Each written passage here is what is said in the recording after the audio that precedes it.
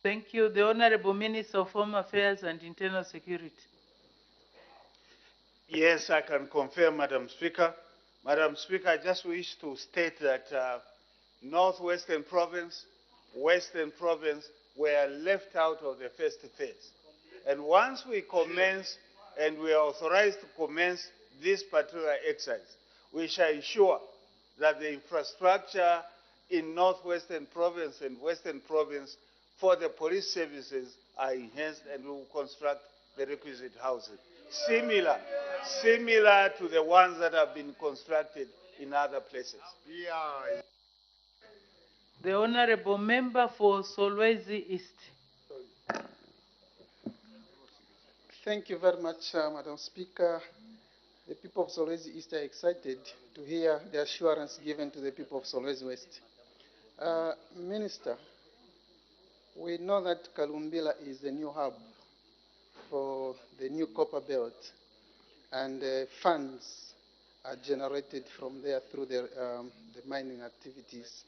And you have stated that when funds are available, you consider the construction. When exactly are funds going to be available? When they are generated in Northwestern there? Thank you. The Honorable Minister of Home Affairs and Internal Security. Madam Speaker, I want to inform the Honorable Member of Parliament for Solwezi East that the monies that are generated from Northwestern Province are all for the nation, and they are put in Control 99.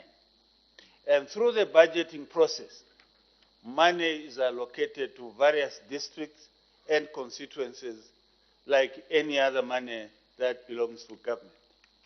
Yesterday, the Minister of Finance was on the floor of this House advising the nation how funds that are collected nationally are shared.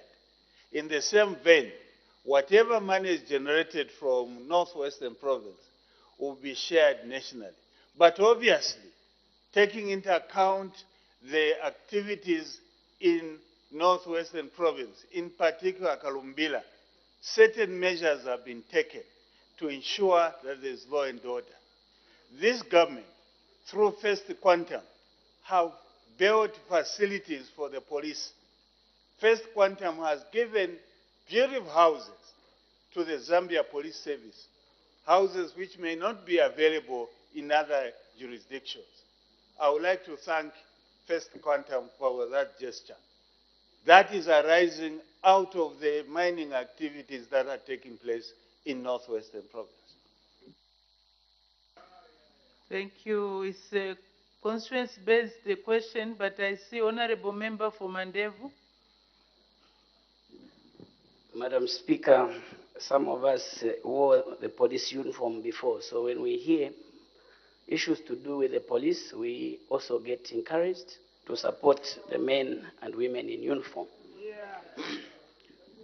Minister, the pronouncement that government has intentions to construct police housing units is not only motivating, but encouraging to the officers in Kalumbila. The people, especially the police officers, would like to know how many housing units will your ministry construct in total? I thank you. Thank you. The Honorable Minister of Home Affairs and Internal Security. Madam Speaker, I would like to encourage my colleague, the Honorable Member of Parliament for Mandevu, not to abandon the good role he's in playing in ensuring that there is law and order by adorning police uniform. Please continue with that noble gesture. Madam Speaker, I would not be in a position to indicate the number of houses that are going to be built in Kalumbila. But I can assure you, even as the situation is in Kalumbila, the number of houses that are in Kalumbila given to the Zambia Police Service are more than enough. What is obtaining on the ground in Kalumbila is that there's a shortage of manpower in Kalumbila, which we are going to address as we make certain adjustments. Thank you. May the Honorable Member for Sikongo sit properly. The Honorable Member for Chinsali. Thank you, Madam Speaker. Honorable Minister, thank you so much for the responses you have provided, and it is appreciated that the government has intentions to build all that infrastructure in Kalumbila, and we appreciate the gesture by First Quantum. Now, I was thinking, considering that Kalumbila Council, it's one of the richest councils that we have in the country, is it possible that since we don't have resources to commence the construction of, for example, the police posts in all the chiefdoms, is it possible that maybe through your ministry there can be an engagement with the council so that if they have some surplus cash, they can build some police posts in all the chiefdoms that they can hand over to the police so that security is enhanced in Kalumbila, considering the mining activities that are in the area? Thank you, Madam Speaker. Thank you. The Honorable Minister of Home Affairs and Internal Security. Madam Speaker, I would like to state that there is no council in the country that can have surplus cash. It's not possible. Most of the councils in Zambia are struggling and they're surviving on funding from the central government. So I would not want to talk about surplus funding. What I would urge my colleagues in mining areas is to engage the mining houses so that they can assist through corporate responsibility to provide certain infrastructures. Thank you. The Honorable Member for Lubanseshi. Thank you, Madam Speaker, and thank you, Honorable Minister, for the responses that you have provided. I'd like to find out from your ministry, Honorable Minister, Kalumbira district indeed need new houses for our men and women in uniform. But if you look at the current status of these houses in Kalumbira and other districts countrywide, you find that most of these houses are in a dilapidated state. Do you have plans to do the rehabilitations as well waiting for the construction of new houses in Kalumbira district? I submit, Madam Speaker. The Honorable Minister of Home Affairs and Internal Security. Thank you, Madam Speaker. Madam Speaker, the houses in Kalumbira do not require rehabilitation. These are modern houses that are appreciated by every policeman or woman serving in Kalumbira. They are the envy of the police fraternity. First Quantum has provided the best similar houses to the ones they have given to their members of staff.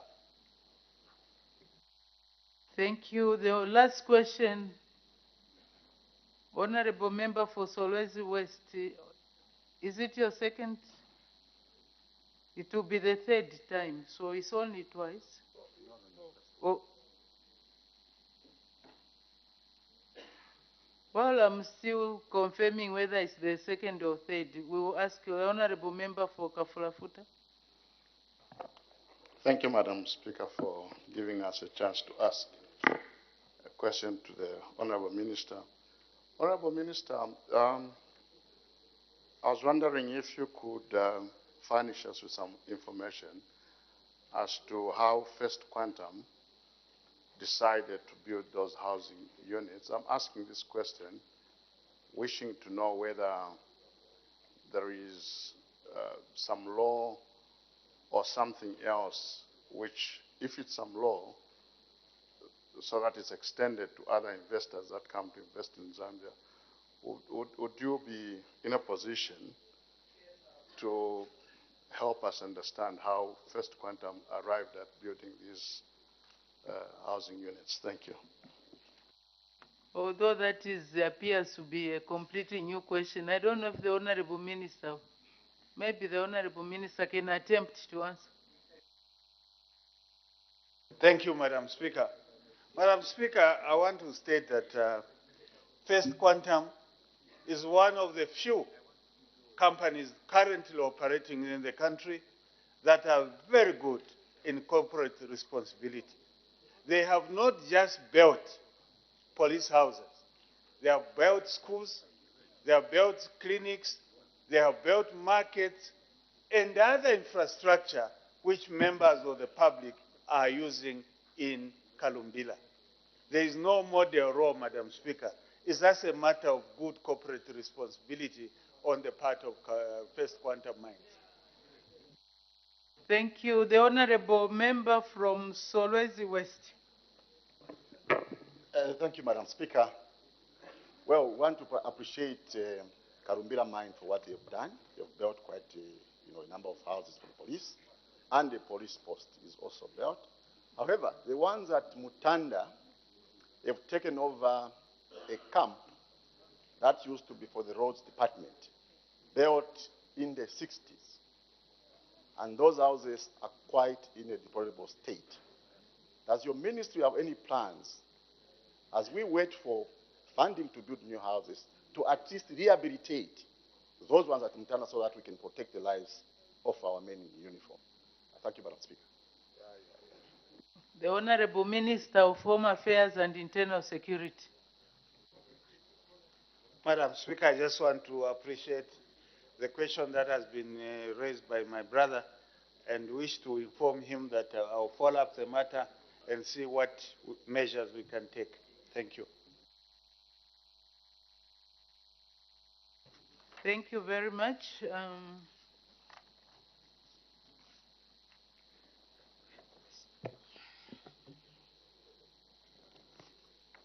Honorable members, before we move to the next item, let me provide guidance. Article 89(2) of the Constitution of Zambia states as follows, and I quote, "The National Assembly or a parliamentary committee shall not exclude the public or the media from its sittings, unless there are justifiable reasons for the exclusion and the Speaker informs the public or the media for the reasons." End of quote. Honorable members, the Parliamentary Reforms and Modernization Committee is classified under the National Assembly of Zambia Standing Orders 2021 as a housekeeping committee. In this regard, Standing Order number 1911 states as follows, and I quote, 1911, there is established a Parliamentary Reforms and Modernization Committee as a housekeeping committee comprising of the Second Deputy Speaker, the Minister of Finance and National Planning, the Minister of Justice, the Minister of Local Government and Rural Development, and 6 other members appointed by the Standing Orders Committee. End of quote. Honorable members, the Parliamentary Reforms and Modernization Committee deals with in-house matters hinging on the powers, privileges, procedures, and practices, organization, and facilities of the Assembly. For this reason, the debate on the report of the committee is held in camera. It is in view of the foregoing that I direct that all members of the public and the media to leave the House. I further direct that broadcasting of the proceedings on parliamentary radio, television, and social media be suspended during the debate on the report. I thank you.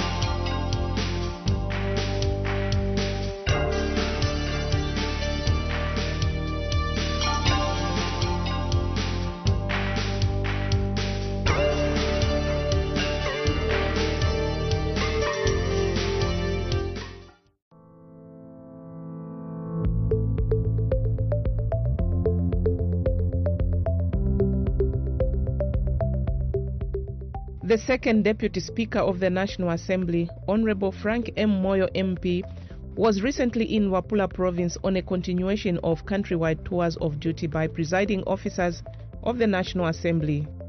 Luapula Province is located in the northern part of Zambia and is home of Lake Bangweulu and Lake Mweru and many other rivers and streams which cover over 40% of the land. Honorable Moyo visited 11 out of the 15 constituencies of Luapula Province. The aim of the tour was to appreciate the operations of constituency offices and appreciate how they add value to the roles of members of parliament and the work of the National Assembly.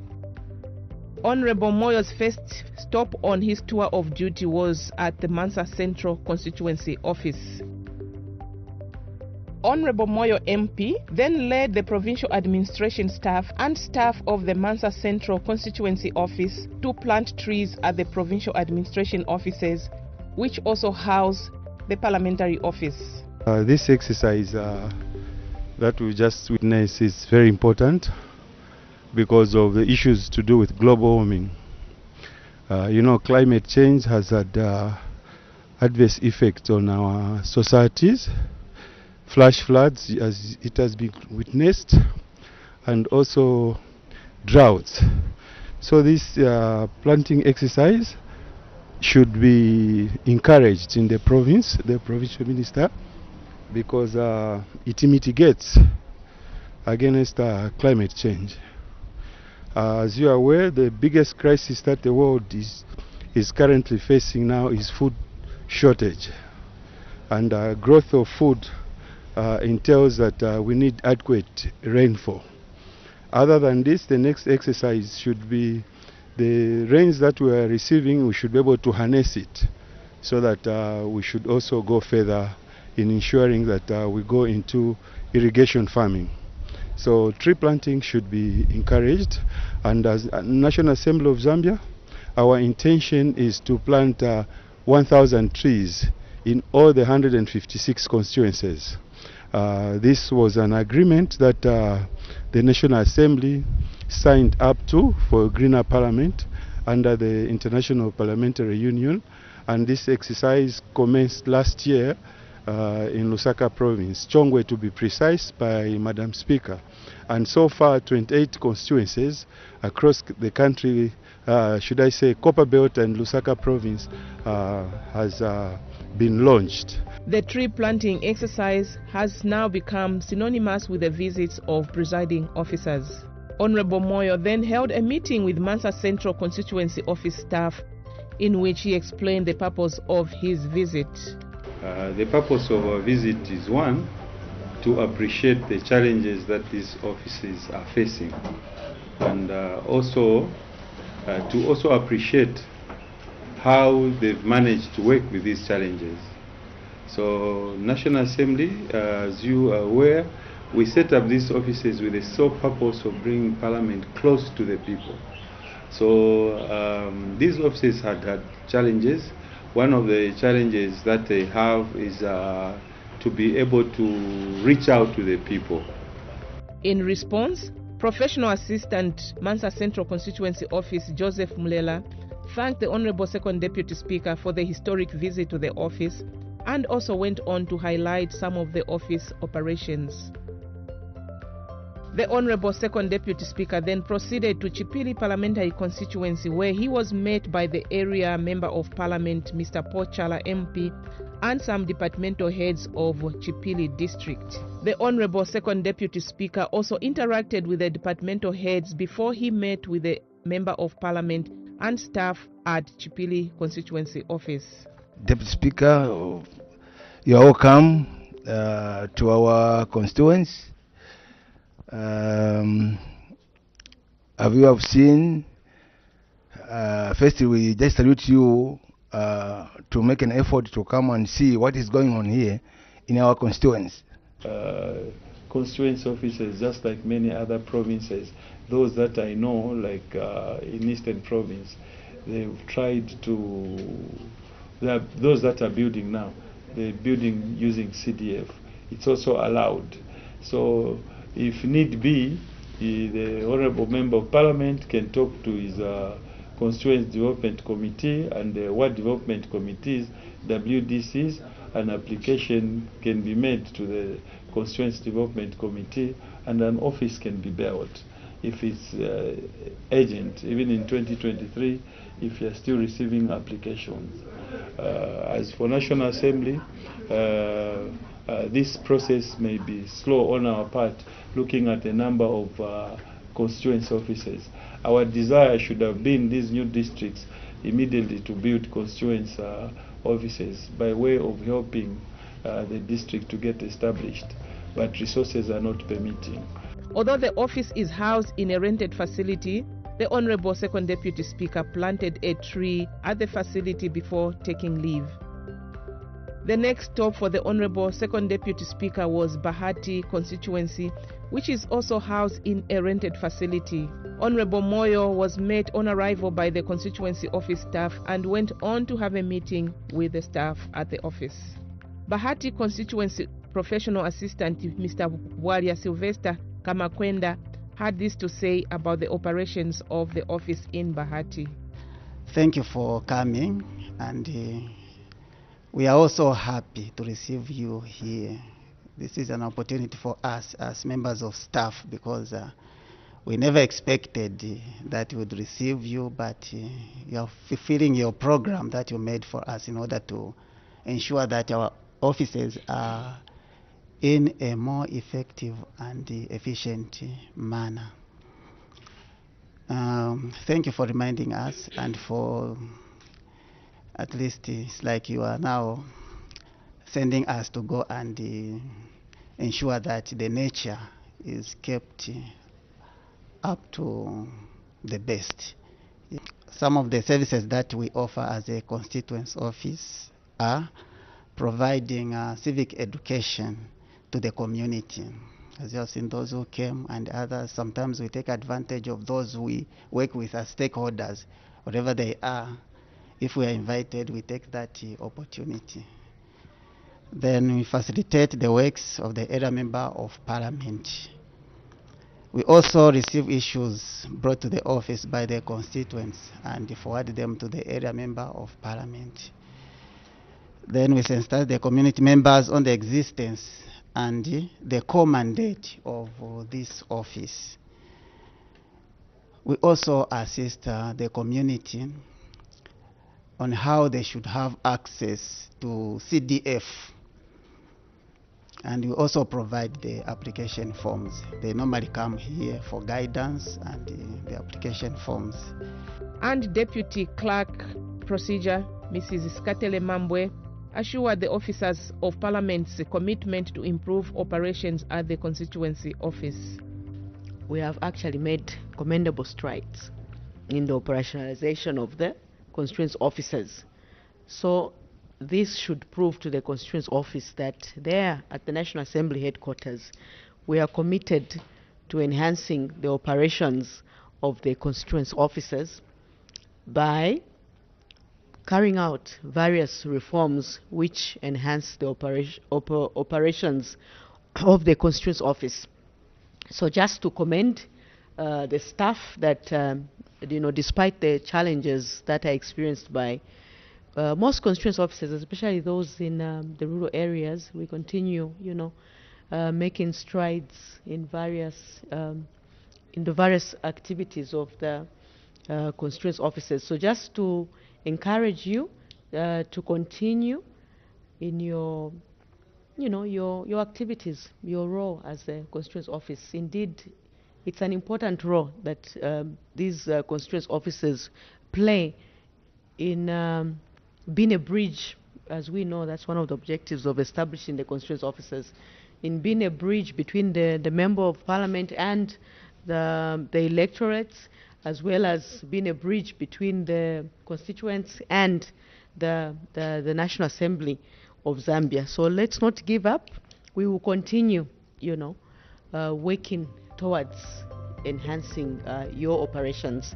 Honorable Moyo's visit to Bahati constituency was concluded by planting trees at the site. Honorable Moyo then proceeded to Mambilima constituency office. He was met on arrival by departmental heads in the district and staff of the Mambilima Parliamentary Constituency Office. The second Deputy Speaker interacted with the departmental heads and went on to meet with the constituency staff. Mine is to just reassure you that your sacrifice and hard work does not go unnoticed and appreciated by management. Certainly, your concerns will be addressed in the due course. As the DCP has already put it, these border on finances. When funds are made available, most of the concerns that you've raised will be able to be addressed. My appeal to the AA and the PA is that you represent, the office is an extension of the main office in Lusaka, and one of our roles is to provide oversight and representation as well. So what you need to do, there is now CDF. This developmental agenda of the country is premised on the CDF, you know, and that is in line with what the people's needs and aspirations are. So wherever there is a building taking place, any construction work, you have to take keen interest what is happening together with the council, so that you're able to report back to your MP. Most times your MP is out of the station, not by default, but providing another role, you know. So you have to always be there and work in harmony with the council. You need, as much as the council need you, you need them more. Part of your role is to explain the actual role of the constituency office. People come here to meet the MP and to participate in development projects. They can collect now forms for CDF, utilize those funds. I'm sure you assist them with those forms, and explain to them the different groups that you would like to start, cooperatives, and then and funding through those. So these are things that you also need to utilize the opportunity when people come to visit the office to explain to them the actual role of the constituency office. The tour of Mambilima constituency ended with a tree planting exercise at the site which has been identified for the construction of a new constituency office. After Mambilima constituency, the next stop on the tour of duty for the Honorable Second Deputy Speaker was Mwense Parliamentary Constituency Office. The district departmental heads were at hand to meet the Honorable Second Deputy Speaker's entourage. Although at the time of the visit, the area Member of Parliament, Mr. David Mavumba MP, was out of town on other parliamentary assignments, but he was able to join in the meeting remotely. How are you? All right, how are you, sir? Very okay, sir. How is your tour of duty?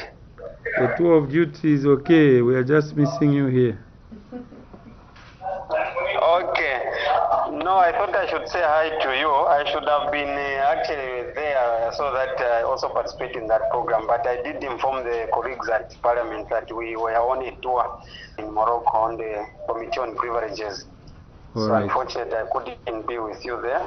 So I can only welcome you to Mwense and wish you all the best in terms of your tour program execution. And I'm sure my professional assistant will be able to explain to you some of the challenges, or obviously, which is of course not only common to Mwense constituency. Mwense constituency office does a lot of things here. It acts as a secretariat to the Member of Parliament, especially when he's in the constituency. It undertakes research on the matters assigned to the office by the head office. Your office here, we monitor the implementation of government and the CDF projects so that we provide an oversight role, which is the mandate of National Assembly of Zambia. This office, it acts as an information hub in keeping and disseminating information to do with the parliament as well as development in our constituency. And the other thing is that we share the parliamentary literatures, especially the bills that are under consideration.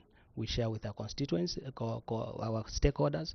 And right now we are trying to sensitize them on how they can get involved in ensuring that they make submissions, so that I think we try to bring Parliament closer to the people, and the people they can be able to get involved so that they make submissions. By ensuring to strengthen the relationship between the members of Parliament and the constituents, and as well as the stakeholders, the office has continued receiving ideas, concerns and complaints from the constituents, so that we relate to the Member of Parliament so that the appropriate actions can be taken. It's not on that, but we also sensitize them on the roles and mandates of National Assembly of Zambia, the Member of Parliament, as well as the constituents office, because I think a lot of them, they never knew what National Assembly is and what it does. But this time, I think they have come to know through our sensitization. We want to see how now we, going forward, these officers should also be able to assist the House in its oversight function. So we're looking at a situation where you assist us to get information from the departments that are near you, health, agriculture, whatever will be the issue that needs to have information collected. We still encourage you as an office to continue working hard. I mean, there are a lot of challenges that you encounter as you execute your mandate of office. As management in Lusaka, we know that you operate under very difficult conditions at times, but you keep working hard. Before bidding farewell to Mwansabombwe, Honorable Moyo MP also took lead in the tree planting exercise.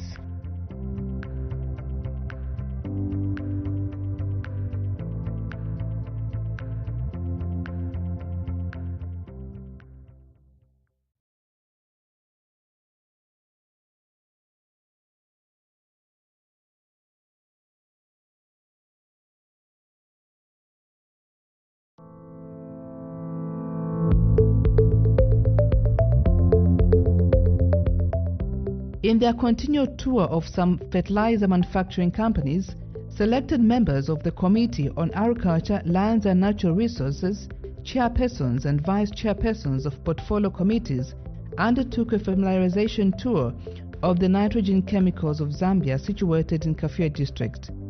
Established in 1967, Nitrogen Chemicals of Zambia's principal activity is manufacturing and distribution of fertilizer throughout the country. The Nitrogen Chemicals of Zambia has had operational challenges. Commerce, Trade and Industry Minister Honorable Chipoka Mlenga said government is committed to revamping activities at the Nitrogen Chemicals of Zambia, NCZ. But one thing, honorable members, I can assure you, it's the more reason why we even took this initiative to say, let us take our members. So that you even appreciate the challenges NCZ is going through. So you even appreciate the initiative now government is doing to recapitalize them. Because until last year, they never got support to say, can you participate in the FISIP and we pay you on time. Now they are able to get funding when they are paid and replace parts. Last year when we came here, it was a sorry sight. So now it is encouraging that they are even able to revive the plant. So the future is bright.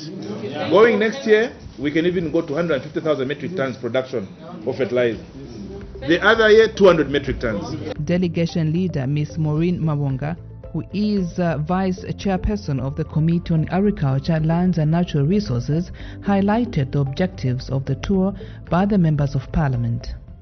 As a Committee on Agriculture, Lands and Natural Resources, you know that the issues of fertilizer distribution, production, at our hearts, and also being a member of Parliament from a rural constituency, and also knowing that most of the members of Parliament who are seated here come from the rural constituencies, you know that agriculture and fertilizer production, distribution affects all of us. And so we are honored as a committee and my fellow members of Parliament to be here today to try and see how best we can work together in the production and distribution of fertilizer for this farming season.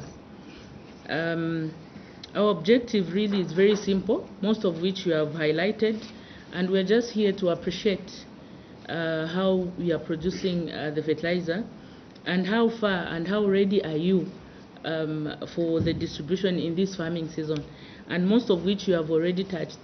So as at now, what we are just remaining with is for us to go and see physically what you have mentioned, if at all the stocks that you are talking about, they are already there. And I'm sure that there will be other recommendations and clarifications that members of parliament would like to have, so that we know as we are going back the state at which and the readiness of this institution for the supply of fertilizer under this season. And Nitrogen Chemicals of Zambia CEO Mr. William Wale briefed the members of parliament regarding the distribution of fertilizer to parts of the country, an exercise which has since been flagged off by NCZ. We would like to indicate as NCZ, working with the IDC, that as we stand today, we have 10,500 metric tons of compound D fertilizer that's sitting in the eastern warehouse, in our warehouse the other side, which quantity of fertilizer you can have a look at as we do the plant tour. NCZ has been given 41 districts in Mchinga, Wapula, Copperbelt, and northwestern provinces. So the total tonnage that NCZ has been given this year is 43,292.70 metric tons, which tonnage we are going to distribute to the areas and in the areas that I've indicated to you. So our projection is to make sure that we deliver this fertilizer August, September, to make sure that all this fertilizer is delivered. Obviously, we know that in terms of redeeming, it might take a bit longer, but we'll make sure that August, September, this fertilizer is sitting in the warehouses in the different districts. We are confident that this is something that we can achieve because we have a production plan whose projection is basically to make sure that we produce between 10,000 to 12,000 metric tons in the coming months. After the briefing, MPs were taken on a tour of the NCZ plant. It is envisioned that money accrued from FISP will help in the rehabilitation of the plant, and Nitrogen Chemicals of Zambia's aspirations for job creation and earning the much needed foreign exchange will in turn be realized.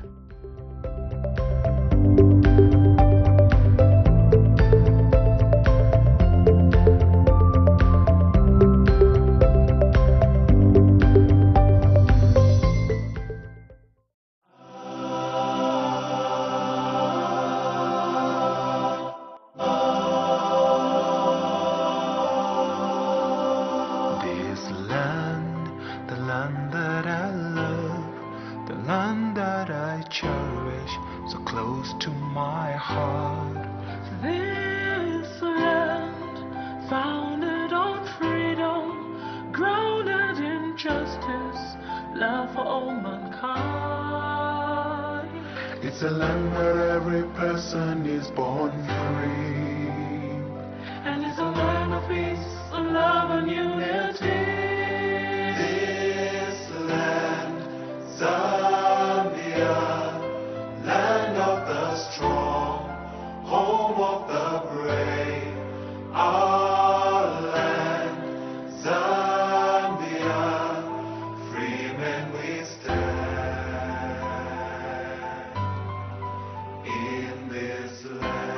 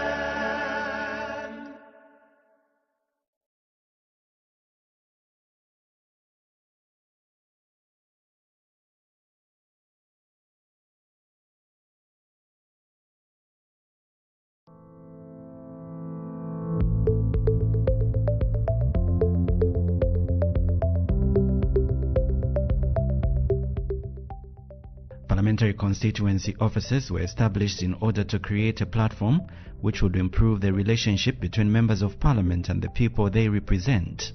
It is important for the head of the legislature to understand how these offices operate. It is for this reason that the Right Honourable Speaker of the National Assembly, Madam Nelly Muti, undertook a tour of Chililabombwe, Nchanga, Kankoyo, Kantanshi and Mufulira constituencies. On the last day of her familiarization tour of constituency offices on the Copperbelt, Madam Speaker began her visit with Chililabombwe, a border constituency. She was welcomed by the area Member of Parliament, Honourable Paul Kabuswe, who is also Mines Minister. Before the meeting, Madam Speaker and the area Member of Parliament and senior government officials from the district office planted some palm trees outside the constituency office. After the tree planting exercise, the Speaker held a meeting with the area Member of Parliament and constituency staff, and during the meeting, Honourable Kabuswe disclosed some of the challenges Chililabombwe was facing and was quick to request National Assembly of Zambia to build a constituency office in the district. Chililabombwe constituency, it's a mono constituency. We are roughly over 100,000. And then we have about 24 wards in the constituency, so you realize it's quite a big constituency. We were hoping that with delimitation coming, it should be probably cut into two for easy access to development for our people. I want to say that the issues of CDF, which have been introduced by the UPND government, are actually helping a lot. Of course, we had a few teething issues when it was just introduced, but as we continue fine-tuning, I think it's beginning to trickle down to the relevant people. And also, in terms of implementation, I think we had a lot of bottlenecks which are now being worked on and cleared so that our people can have access to Constituency Development Fund. And Chililabombwe Professional Assistant Ms. Lumbiwe Makunka and her staff brought out some of the challenges the office was facing and appealed to the Speaker to introduce capacity building workshops for constituency staff. Mr. Tokozani Kamanga, Parliamentary Reforms and Strategy Principal Clerk, Ms. Elsa Simpamba, Acting Principal Clerk Research, and Mr. Ronald Sambo, Principal Clerk Administration, Human Resource Management and Development, responded to the many challenges the Chililabombwe office presented to management. The Speaker of the National Assembly assured the constituency office that all the issues raised will be addressed. She urged the staff to be effective in the way they execute their duties. We have learned something. Also, we have listened to your challenges. We've tried to address them, and the ones that are not yet addressed is an ongoing, job in progress, work in progress. We'll continue looking and seeing how best we can improve our service delivery as an institution. On the issue of land, I don't know if you have already acquired a piece of land for building the structure, but here we would depend on the Honourable Minister as a Member of Parliament in this area to talk to the Mayor and the Council officials to secure a piece of land where this constituency office is going to be built. After a successful visit of Chililabombwe constituency office, the Speaker visited Nchanga constituency, where she was received by Honourable Derek Chilundika MP, who is also Luapula Province Minister, and government officials from the district office. The Nchanga meeting accommodated staff from Chingola constituency, whose Member of Parliament, Honourable Chipoka Mulenga MP, was out on national duty. At Nchanga constituency office, Madam Speaker began by planting some trees at the constituency office. During the meeting, the area Member of Parliament, Honourable Derek Chilundika, who is also Luapula Province Minister, informed the Speaker on the challenges the Nchanga constituency was grappling with, and officers from the two constituencies shared their challenges and asked management to intervene. On the non-existence of radio signal in Chingola, Ms. Kashimbi Lemata, Principal Clerk, Parliamentary Broadcasting Department, shared some of the alternative platforms people can use to access the Parliament signal? We have so many other platforms, and of course that makes up on the issue of not having a radio signal in Chingola. We have, of course, even the radio itself, you can access it via our streamer on the website at www.parliament.gov. There's a streamer there. I hope the officers at least are aware of that platform. So if you go to our website, you can listen to Parliament Radio. And Principal Clerk Administration, Human Resource and Development, Mr. Ronald Sambo, made a number of pronouncements. There's a mechanism that also has been put in place to just enhance communication between constituency offices and head office. And this is the communication meetings that will be held quarterly, virtually. And I'm sure you must have attended the very first one we had last month. I hope that all of us did attend that one. So I'll urge you to take keen interest in this arrangement. This is the time where you at least hear what is happening even in other constituencies and generally what is happening within the entire institution, because we don't want anyone to be lagging behind. And Madam Speaker appealed to the Honourable Member of Parliament to identify a piece of land where National Assembly can build offices. I heard, Honourable Minister, you had mentioned that there is a piece of land that you are applying for. So I think if we engage the civic leaders, they will be able to facilitate that. I think that also applies for Chingola. I don't know if you have identified a piece of land where an office could be built. Yes, we have.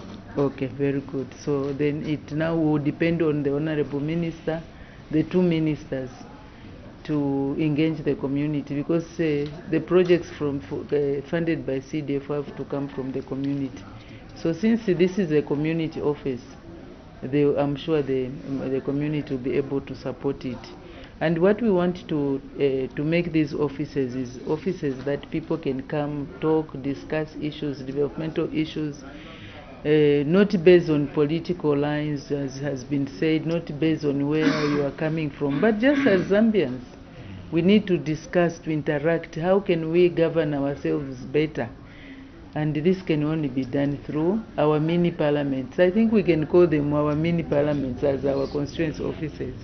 In a quest to appreciate the operations of constituency offices in Mufulira District, the place of abundance, Madam Speaker toured all the 3 constituencies in the district and began her tour of duty by planting pine trees at Kankoyo constituency office. Kankoyo Member of Parliament, Mr. Hudson Mabeta, briefed the Speaker on the many challenges Kankoyo office was facing. The Kankoyo constituency, I think it's a constituency which was basically established to support the activities of the mine.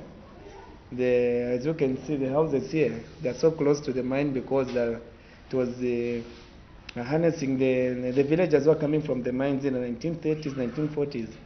Were coming from the village to come to the mines to support the works which were being done. The development was going through the mine. So obviously the activities in the mine affect this community heavily, as any slump or reduction in operations, retrenchment of miners or lack of job opportunities in the mine directly affect the community here, who basically are settlers who came to get opportunities in the mine. So the challenges which has been in the mine for the past 5 years since 2017, when the mine stopped being productive, and it went on a negative production line until at a stage where we are, where there is literally very low production. The community faces a lot of challenges due to the levels of unemployment. And Kankoyo Professional Assistant, Mr. Farai Musokota, and his staff seized the opportunity to inform the National Assembly of Zambia management on the challenges the constituency was facing. The roles of the constituency office is to enhance the representative function of Parliament by bringing Parliament closer to the people, as well as to foster the tenets of good governance to the people. Other than those primary roles that I've mentioned, I feel that there is a lot that these offices can do. One of the areas which I feel can be tirelessly worked on is the issue of our research department. We feel like we can actually transform these constituency offices and make them become a hub of information, to make them become research centers. When we are capacitated and given the resources to undertake research studies within the constituency, I feel that this information can easily be passed on to the head office, and information that can be easily used and utilized by the honorable member as well as Parliament. Mr. Chokozani Kamanga, Principal Clerk, Parliamentary Reforms and Strategy, a department responsible for constituent offices, and various heads of department from headquarters in Lusaka, responded to the many challenges that were raised by the staff from Kankoyo constituency. Madam Speaker thanked the staff at Kankoyo constituency office and encouraged staff to continue guiding the people of Kankoyo on how to access CDF.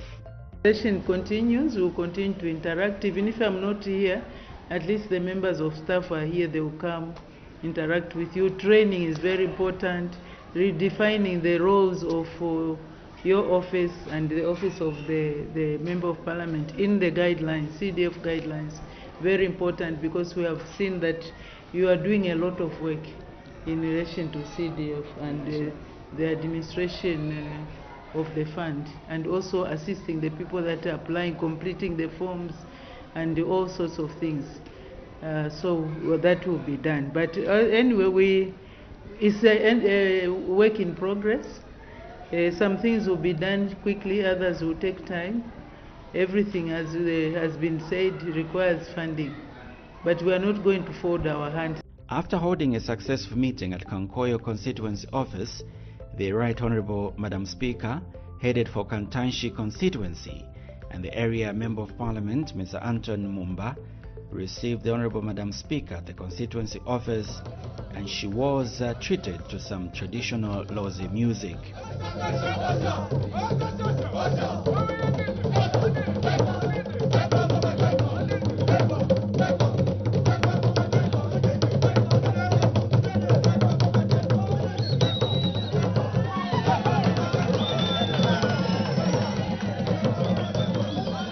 Before the meeting, the Honourable Speaker and the area Member of Parliament planted trees in an effort to reverse the effect of climate change.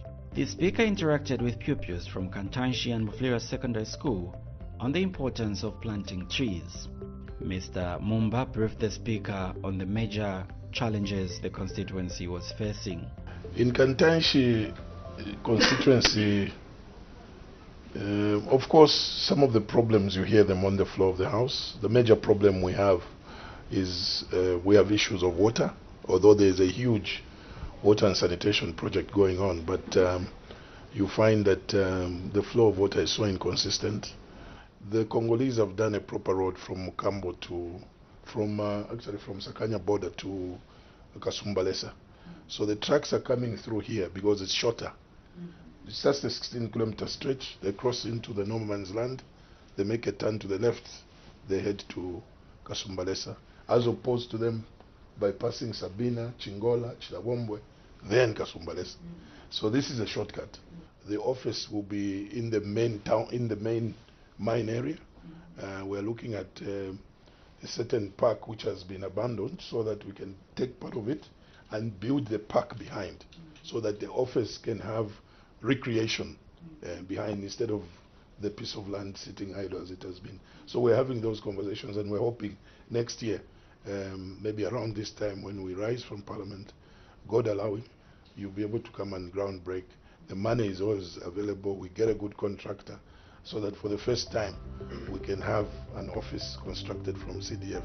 And Kantanshi Professional Assistant Mr. David Lumbo highlighted a number of challenges the constituency was facing and made a number of proposals. The Speaker assured constituent staff that all the concerns raised in the meeting will be looked into by management. We've learned from you, and also we have taken note of your concerns.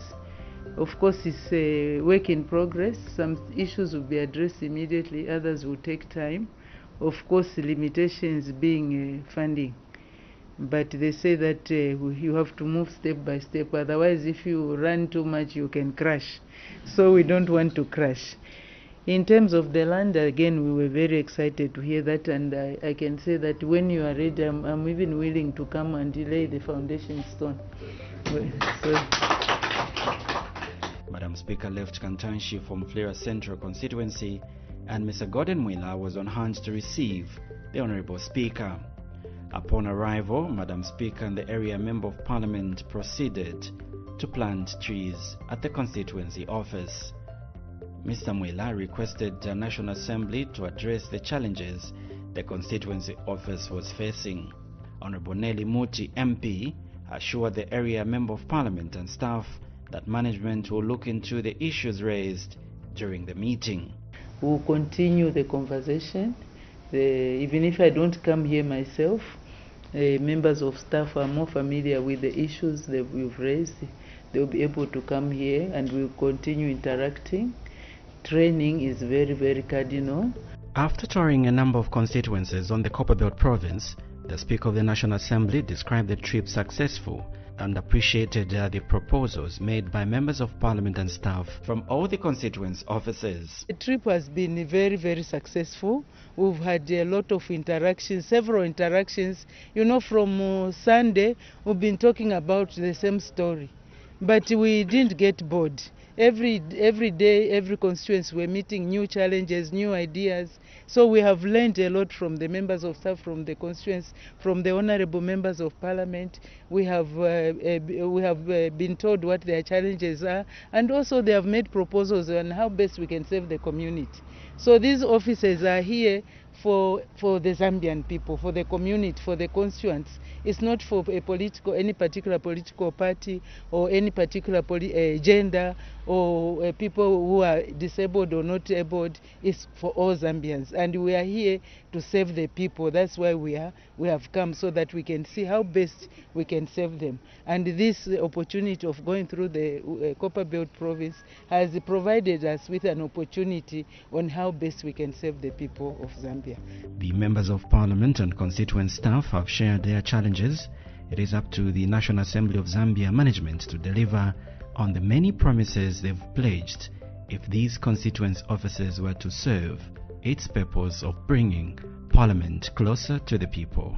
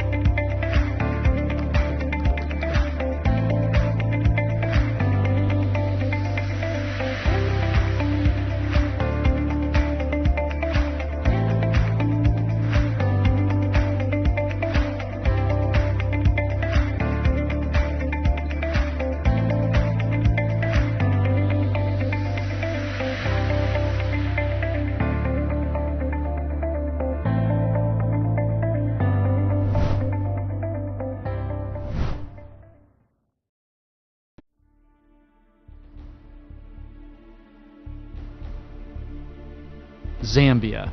Even saying the word is a multi-sensory experience.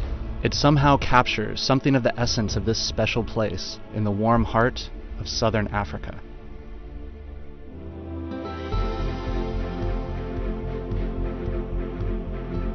Take in the mighty Zambezi River, the majestic Victoria Falls that form Zambia's natural southern border, and the national parks overflowing with wildlife. Immerse yourself in the fast-growing towns and cities, teeming with history, light, and life.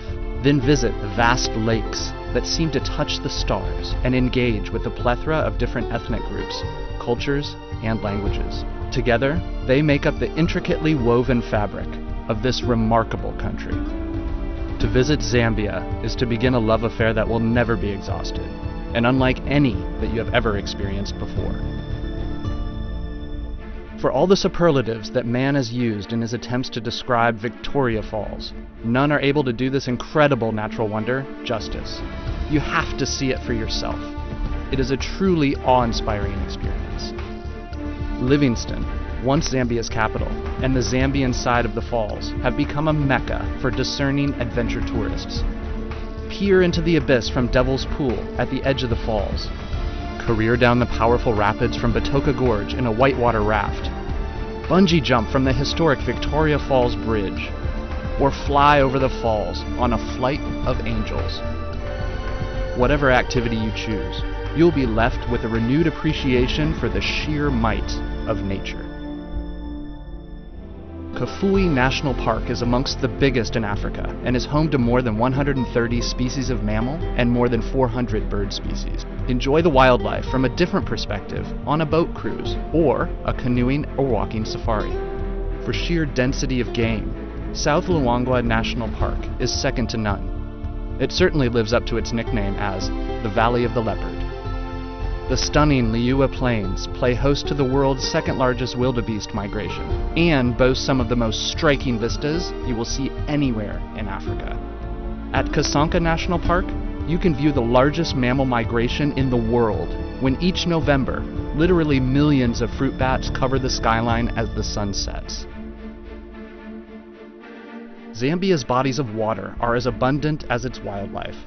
Although it is landlocked, this country has more water than any other in Africa. There are the long, meandering rivers, some of which are interspersed by waterfalls that are only narrowly surpassed by Vic Falls. Then there are the lakes, from the vast, remote Lake Tanganyika, far in the north of the country, which is one of Africa's Great Lakes, to Lake Kariba, Africa's biggest man-made dam. Kariba is an increasingly popular beach holiday destination that is strangely reminiscent of the French Riviera.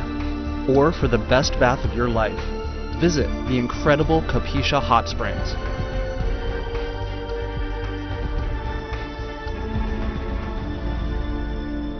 Another unique aspect of this remarkable country are the Zambians themselves. The country is home to 72 different ethnic groups and languages, all of whom have their own diverse cultural traits and traditions. One thing they do have in common: they are all unfailingly warm and welcoming.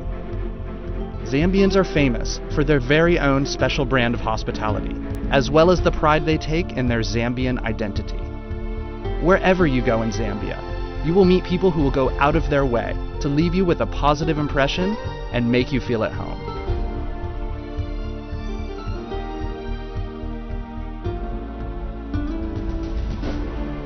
So what are you waiting for?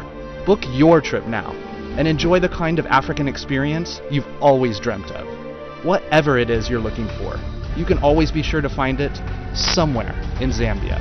So let's explore.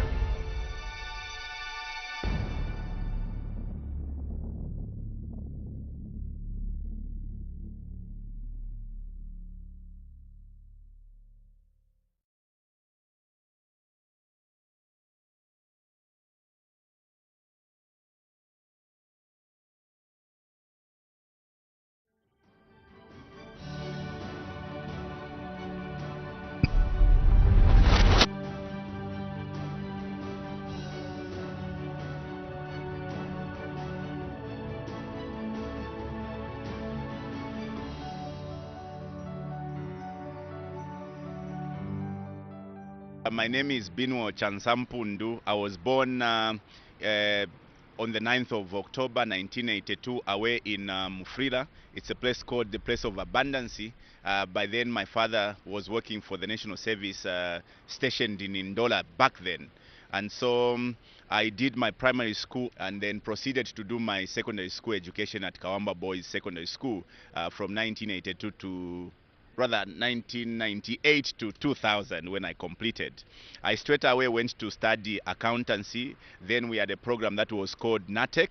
I think those who are very familiar with the accountancy program in Zambia knows that NATEC then was the course for the tough boys. And so I miraculously did that course within 1 year, 6 months, when the prescribed time frame was for 2 years. So I boast myself as one of those that defied all odds to do the NATEC within a very short period of time. After which I had a stint with a group of companies where I served as an accountant, having risen from an assistant accountant to having served the group as a chief accountant.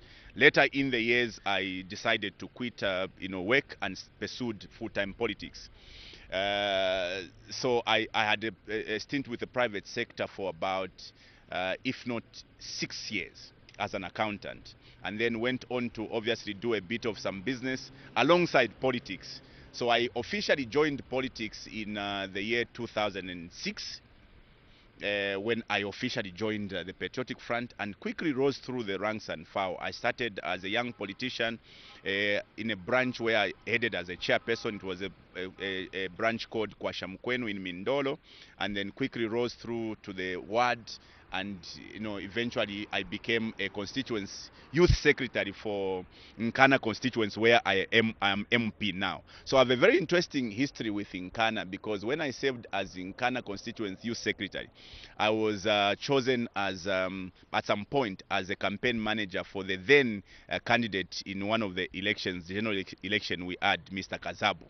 So I had quite a lot of experience in managing elections, and so in 2016 I then thought that it was my time to become MP, and then I went, I tendered in my application to the ruling party then, which the Patriotic Front, to be considered for adoption. But I wasn't obviously lucky, even though I was a front runner in that, adoption process. And so the progression was that after I was left out in the adoption process, I think, in my view, as a way of consolation, I was then appointed as district commissioner for the great city of Quito, where I served for 3 years. So I have quite a lot of history with the city of Quito, having served in the various capacities as a political figurehead, where I rose up to the provincial secretary of the ruling party here on the province. And then got delinked from politics to become now a public servant by way of the appointment I got as a district commissioner for the great city, where I served from 2017 up to 2020, when my contract was not renewed. As it were, a contract is subject to renewal, but my contractual term was mad with a lot of controversy, because others thought that I was positioning myself to take over from the then who was MP for Nkana, and so a lot of fights ensued in the process, and then the powers that be decided that I must be put on the bench to see others take over. And so when time came now for the adoption process again for the 2021 general election, again I came forward to make an application to the ruling party then, the PF. Again, the repeat of 2016 confronted me. I was left out of the adoption. Look, I always believe that when you live in your father's house, you may not know how much a bag of meal costs. So when I was left in the 2021 adoption race, I decided to confront my demons by going solo. So I decided to stand as an independent candidate in the last general election, the 2021 election, and the gods were with me. I managed to beat my fierce rivals who were from the PF as well as the ruling party, and I'm very proud of the milestone we scored during the election, because you wish to know the numbers were very huge. I competed with 7 other candidates, and all those candidates put together, the votes they got could not even come close to what I got as an independent candidate. And I think that the public is aware of the financial aspect of the last election. It was quite a heavily financed election. Competitors had a lot of money, and I was one of the ones that were referred to as the whipping boys in terms of finances. I had a very weak, if you like, a very lean, financial muscle, but I managed to, pull a surprise and beat all my rivals. And so here I am as an independent member of parliament for Nkana. I was very fortunate in my young days that I found, a beautiful young lady away in Mufrira, a place of abundance. Remember that I was born in Mufrira. It was only prudent that I must go back to Mufrira to find, my missing rib. So I found a lady called Nandeka away in Mufrira, who I married 13 years ago, and has given me 3 beautiful children. I've got my firstborn son who is already doing grade 8, Sean Luimba Chansa. My second-born daughter is now going into grade 5. She's Skylar Lukundo Chansa, and we have a 2-year-old last-born daughter who is Shanice Mumba, named after my mother.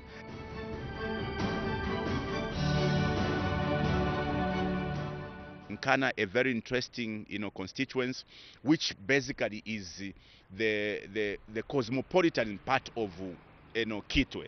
Kitwe has got 5 constituencies, namely Nkana, Chimwemwe, Usakire, Kwacha, and Kamfinsa. So almost the entire elite part of Kitwe is in Nkana constituency. So we, are proud ourselves to be that constituency, which we actually call as Nkana, because Nkana, Kitwe is actually, the other name for Kitwe is referred to as Nkana. So the name Nkana constituency literally mean Kitwe constituency. So I'm very proud to have been elected by the people of Nkana to serve them. Now, Nkana has got a very unfortunately disturbing history, in that from 1964, there's not been a single MP that has gone beyond 2 terms. So even when we were going into the election, the previous guy who held the seat knew very well at the back of the mind that it would be, a happy battle for him to win this election, holding to that issue of a 1-term, syndrome for the constituents. And so, being in this position, I'm very alive to the fact that I may serve for 1 term. But you see, I am beginning to, form a narrative, or I'm trying to create a narrative, namely that I defied all odds to go beyond the 1-term, scenario that has been set for Nkana. But you see, that can't come easy. It will call for a lot of work.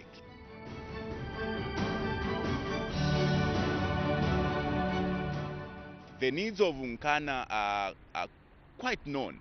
I have been in the constituency so much that I know the needs of the people of Nkana, and I'm very excited now that I am serving at a time when, the approach towards development has shifted. Because previously the role of an MP in as far as development was concerned was confined to a very meager allocation, which was called the 1.6 million towards the CDF allocation.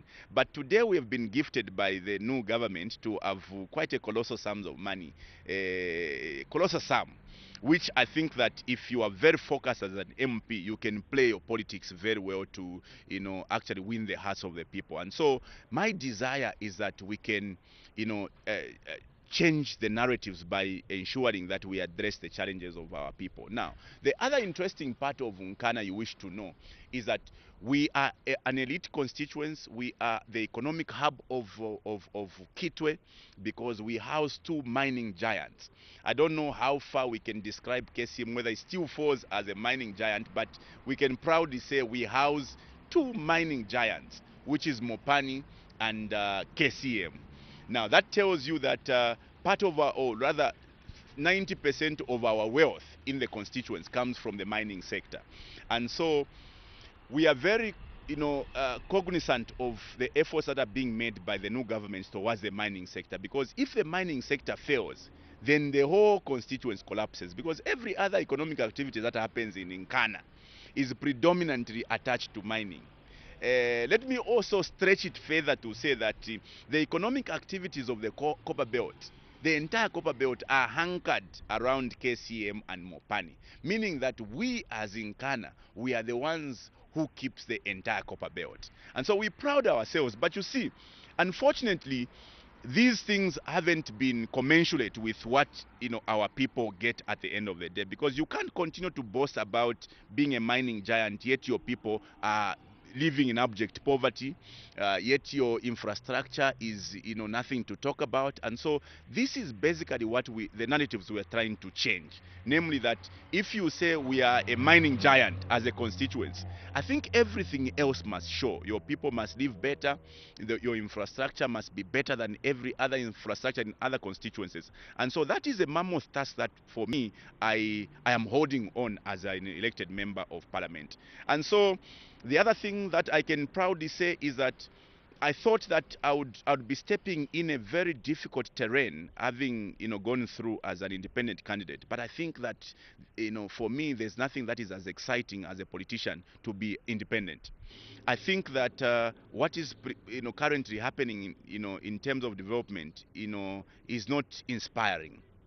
Nkana must be the best constituency, in terms of because we have the comparative advantage. other than what government is able to do, we have the stakeholders, because 90% of the business spectrum in Kitwe, they operate in Nkana. And you know that there's no way a company can be operating in your constituents without paying back by way of social corporate responsibilities. So we desire to bring all these stakeholders together so that they can also make a contribution to the well-being of our constituents. At the end of my term, I am actually not focused on 2026. I am focused on the next 4 years, because what messes politicians is always to look for the next election. For me, my focus is the given time frame that I have been given, meaning I am supposed to limit my focus within the 5 years that I've been given. And within that 5 years, for me, I want to address the issue of education. There are certain places within Nkana where young people have to walk miles to access secondary education. There are places like Mugala compound, Kamakonde, where young people beyond grade 9 or beyond grade 8, they have got to go to far-flung areas to access education. There are places in Nkana constituents where people have to struggle to get clean water. There are places within Nkana where people have to walk miles to access health services. These are things this is a bridge that we want to gap, because I don't believe that an elite constituency like this one, people should be walking distances to access health services. They should be walking distances to access quality education. I think that the parameters within which we are operating now permits us that we can address all those inequalities that have existed over time. Coupled with the participation of the private sector, I think that in the 4 years, I'm very confident that the narratives for Nkana are likely to change. And so my promise to the people of Nkana is that they did not make a mistake by electing me.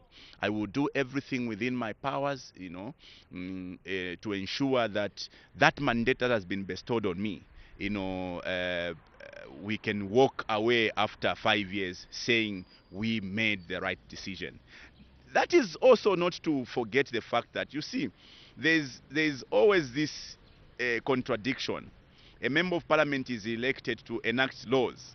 That's why we sit most of our time at parliament. But you see, society has also placed extra responsibilities on us, such that failure to do those responsibilities that you have been given by society, you can actually be punished. So we have no option.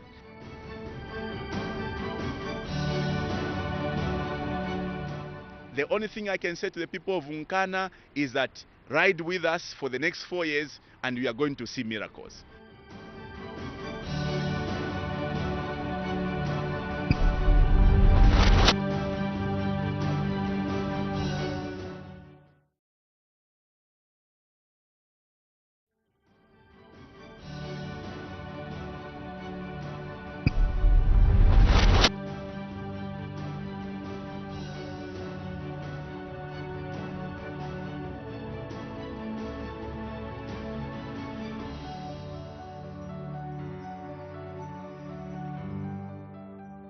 Well, I'm a self-motivated person. I don't need to be pushed. Yeah, and I'm a self-starter. My grade 1, I did it at Misoro Primary School. Then grade 8 at Petauke Day. Then 12 at Petauke Boarding Secondary School. That was way back in 1994. My tertiary education, I've done my first degree with Rusank University in business administration, specialized in human resource management. Our family, we are a family of 7, although one sister died, mom died. We are just with my dad. My core business was, I'm a businessman. I run transport, I run lodges, I ran transport, and I'm into construction. I joined politics in 1991 because it was in me.